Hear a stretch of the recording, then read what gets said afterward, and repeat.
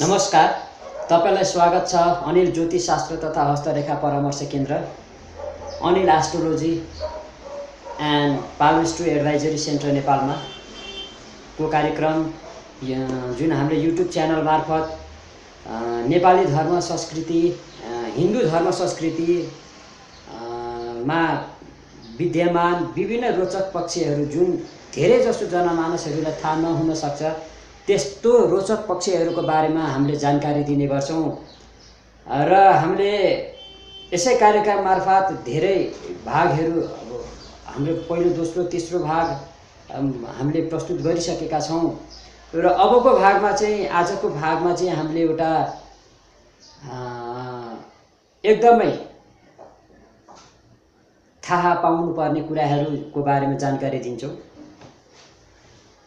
जुन लक्ष्मण भगवान हामी अब लक्ष्मणलाई भाइ रामको भाइलाई हामीले भगवानै सम्झिनुपर्छ, हाम्रो भगवानै भन्ने गर्छौं। जुन लक्ष्मण 14 वर्ष रामको साथ लागेर रामको हरेक सुख दुःखमा साथ दिनुभयो, त्यही लक्ष्मणलाई भगवान श्री रामले मृत्युदण्ड किन दिनु पर्यो? आउनुस् म भन्छु। एक दिन भगवान श्री राम एक्लै बसेर चिन्तनमा हुनुहुन्थ्यो, चिन्तन गर्दै हुनुहुन्थ्यो। उहाँ आफ्नो अर्धाङ्गिनी सीताले आफ्नो देह त्याग पाताल समाधि लिएको पीडा त छँदै थियो र भगवान श्री रामलाई पनि के लाग्यो भने अब मैले यो मनुष्यको शरीर त्याग्ने बेला आयो र मैले आफ्नो धाममा जाने बेला आयो र त्यो चिन्तन गर्दै गर्दा भगवान श्री रामले कालका पनि महाकाल, कालका पनि स्वामी महाकाललाई सम्झिनु भयो र भित्री इच्छा अनुसार सम्झेको हुनाले महाकाल ऋषि भेषमा आउनुभयो। महाकाल ऋषि भेषमा आउनुभयो र भगवान श्री रामको कोठाभन्दा बाहिर चाहिँ लक्ष्मण जयले पनि पहरा दिएर बस्नुहुन्थ्यो र ऋषि भेषमा आउनुभएका महाकाल आएर लक्ष्मणलाई भन्नुभयो म रामलाई भेट्न चाहन्छु। तब लक्ष्मणले केही समय पर्खिनुस् भनेर रामका समाचार पुर्याउन जानुभयो र रामको अनुमति अनुसार लक्ष्मण बाहिर आएर ऋषिलाई भित्र पठाइदिनु भयो र भित्र जाने बित्तिकै ऋषि स्वरूप महाकाल आफ्नो असली स्वरूपमा आउनुभयो, आफ्नो वास्तविक रूपमा आउनुभयो र महाकालकै रूप धारण गरेर विष्णु रूप राम र महाकालको बीच बातचित हुँदै थियो। धर्मग्रन्थमा के भनिएको छ भने महाकाल र राम बीचको बातचित कसैले सुन्नुहुन्न थियो, जसले सुन्यो ऊ मृत्युको भागीदार हुन्थ्यो। त्यति गोप्य बातचित, त्यति गोप्य रहस्य थियो त्यो। र लक्ष्मण बाहिर उभिरहेका थिए, उता भित्र महाकाल र भगवान श्री रामको बातचित चलिरहेको अवस्थामा दुर्वासा ऋषि अचानक आउनुभयो र दुर्वासा ऋषि अचानक आएर ढोका अगाडि उभिरहेका लक्ष्मणलाई भन्नुभयो मलाई श्री रामसँग भेट्नु छ, मलाई श्री राम भगवानसँग भेट्नु छ, मलाई अनुमति होस्। तब भगवान श्री राम बातचितमा व्यस्त भएको अवस्थामा लक्ष्मणले भने हे महाराज दुर्वासा, हे ऋषि दुर्वासा, हजुर त ज्ञानी हुनुहुन्छ, अहिले भगवान श्री राम केही बातचितमा व्यस्त हुनुभएको हुनाले तपाईँ केही समय विराजमान हुनुहोस्, प्रतीक्षा गर्नुहोला। यो सुने पश्चात दुर्वासा ऋषि क्रोधित हुनु। तिमीले दुर्वासा ऋषिलाई कुराउने, तिमीले दुर्वासा ऋषिको बाटो छेक्ने, तुरुन्त गएर भगवान श्री रामलाई भन्नुस् दुर्वासा ऋषि आउनु भएको छ भेट्नलाई। त्यो भने पश्चात पनि भगवान श्री रामको त्यो बातचितलाई कुनै बाधा नपुगोस् भन्ने हेतुले लक्ष्मणले भने हे प्रभु माफ पाऊ, भगवान श्री राम बातचितमा हुनुहुन्छ, केही समयपछि भेट्नुहोला। दोहोऱ्याएर भन्दाखेरि पनि लक्ष्मणले नमाने पश्चात दुर्वासा ऋषि क्रोधित भएर भन्नुभयो हे लक्ष्मण, म तिमीलाई पनि र तिम्रो अयोध्यालाई पनि श्राप दिनेछु, मेरो श्रापले यो अयोध्या सखाप हुनेछ। भगवान लक्ष्मण डराउँदै भन्नुभयो हे प्रभु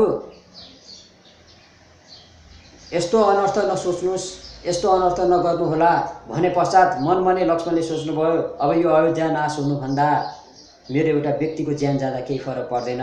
दुर्वासा ऋषिको श्रापले त अयोध्या सखाफै हुन्छ। यो हुनुभन्दा बरु म आफै व्यक्तिको ज्यान गएर केही फरक पर्दैन भनेर बन्देज लगाइएको महाकाल र रामको बातचित हुँदा हुँदै गरेको ठाउँमा लक्ष्मण जानुभयो। ल भन्नुभयो, हे राम भने बित्तिकै महाकाल आफ्नो वास्तविक शरीरमा हुनुहुन्थ्यो, उहाँ अन्तर्ध्यान हुनुभयो र लक्ष्मणले ऋषि स्वरूप आउनुभएका महाकालको वास्तविक स्वरूप पनि देखे र राम र महाकाल बीच भएको बातचित पनि सुने। अब लक्ष्मण मृत्युका भागीदार भए र भगवान श्री रामले भन्नुभयो, हे लक्ष्मण तिमी यहाँ आउने दुस्साहस किन गर्यौ? तब लक्ष्मणले भने, हे प्रभु मलाई यहाँ आउने म दुस्साहस गर्दैन थिएँ होला।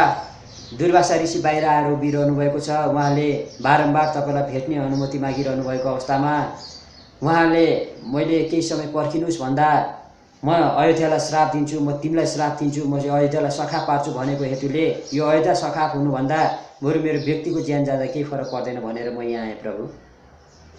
यो सुने पश्चात राम केही मलिन हुनुभयो र दुर्वासा ऋषिलाई भेटे पश्चात उहाँले आफ्नो सम्पूर्ण राजकीयलाई बोलाउनु भयो र त्यसको भोलिपल्ट सम्पूर्ण राज्यसभामा लक्ष्मणलाई अगाडि उभ्याएर सरसल्लाह गर्दै हुनुहुन्थ्यो। भगवान श्री रामले रामको अवतारमा विष्णुले रामको अवतार लिनुभन्दा पहिला महाकाललाई आफ्नो शरीर त्याग्नुभन्दा अगाडि म तिमीलाई सम्झिन्छु भन्नुभएको थियो। त्यसै अनुरूप महाकाल आएका थिए र के पनि वचन गरिएको रहेछ पहिला भनी ग्रन्थमा लेखिएको छ। महाकाल र पहिला विष्णु भगवानको बीच एउटा सहमति भएको रहेछ, जसले भगवान श्री राम अवतारमा रहनुभएको भगवान श्री रामको र महाकालको कुरा सुन्छ ऊ मृत्युदण्डको भागीदार हुन्छ। त्यो मृत्युदण्ड भगवान श्री रामैले लिनुपर्नेछ।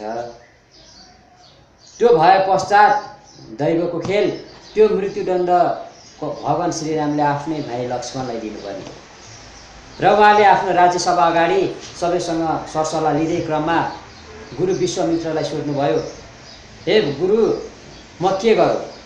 त्यो भने पश्चात विश्वामित्रले भन्नुभयो, राजधर्म भनेको आफ्नो वचनको पालना गर्नु, राजधर्म भनेको आफ्नो बोलीको मान राख्नु।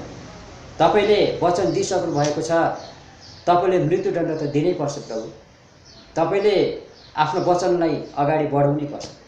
यो सुने पश्चात भगवान श्री राम अलि दुखित हुनुभयो र भन्नुभयो, हे लक्ष्मण तिमीलाई मृत्युदण्ड दिने रहर मलाई पनि छैन, तिमी त मेरो आफ्नो मुटु हौ, मेरो आफ्नो आत्मीय हौ, आत्मा हौ, म तिमीलाई कसरी मृत्युदण्ड दिन सक्छु, मेरो रहर होइन। त्यो भने पश्चात त्यही बिचमा सबै भाइहरू कराए, हे भ्राता हे राम यो अनर्थ नगर्नुहोस्, भाइलाई मृत्युदण्ड नदिनुहोस् भनेर यता भरतहरू लक्ष्मणको पक्ष लिएर रोइकराइ गरेको अवस्थामा हनुमानले बीचमा एउटा उपाय निकाल्नुभयो र भन्नुभयो, हे राम धार्मिक ग्रन्थहरूमा हिन्दू पौराणिक रीतिरिवाज र शास्त्र अनुसार मृत्युदण्ड र परित्याग गर्नु भनेको एउटै। कसैलाई मृत्युदण्ड दिनु छ भने उसलाई परित्याग गर्यो भने पनि त्यो मृत्युदण्ड सर बराबर हुन्छ। प्रभु हजुरले परित्याग गर्दा ठिक होला, मृत्युदण्ड नदिँदा ठिक होला, मृत्युदण्ड सर नै परित्याग गर्दा ठिक होला प्रभु। यस्तो हनुमानको वचन सुनेर त्यसैलाई उचित मानियो। राज्यसभाले सबैले उपस्थित रहेका राज्यसभाले हनुमानको त्यो कुरालाई त्यो उपायलाई उचित माने र भगवान श्री रामले त्यो राज्यसभा अगाडि आएर उद्घोष गर्नुभयो, म आजका मितिबाट मेरो भाइ मेरो आत्मीय भाइ लक्ष्मणलाई त्याग गर्छु।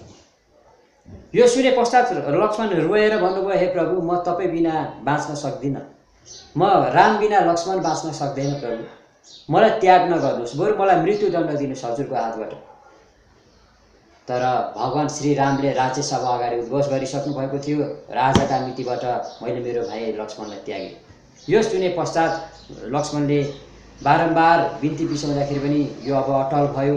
उहाँले बोलिसक्नु भएको हुनाले लक्ष्मणले प्रणाम गर्दै त्यहाँबाट बाहिरी र राज्यबाट बाहिरिसकेपछि उहाँ अयोध्या नजिकैको समुद्रको किनारमा भगवान जल हाम्रो समुद्र देवता समुद्रदेवको बिचमा गएर जल समाधि लिएर आफ्नो अन्त गर्नुभयो। यसरी आफ्नो दाजुसँग टाढिनु परेको र दाजुले त्याग गरेको पीडालाई उहाँले बीच समुद्रमा गएर जल समाधि लिएर आफ्नो प्राण त्याग्नुभयो। लक्ष्मणको अन्त यसरी भएको थियो र भगवान श्री रामले लक्ष्मणलाई मृत्युदण्ड दिनुपर्ने कारण पनि यही थियो। आजलाई यति नै। हाम्रो यस YouTube channel Anil astrology and palmistry advisory centre, Anil astrology and palmistry advisory centre Nepal नामको युट्युब च्यानल सब्सक्राइब गर्न नभुल्नुहोला र कमेन्ट पनि गर्नुहोला, सेयर गर्नुहोला। धन्यवाद।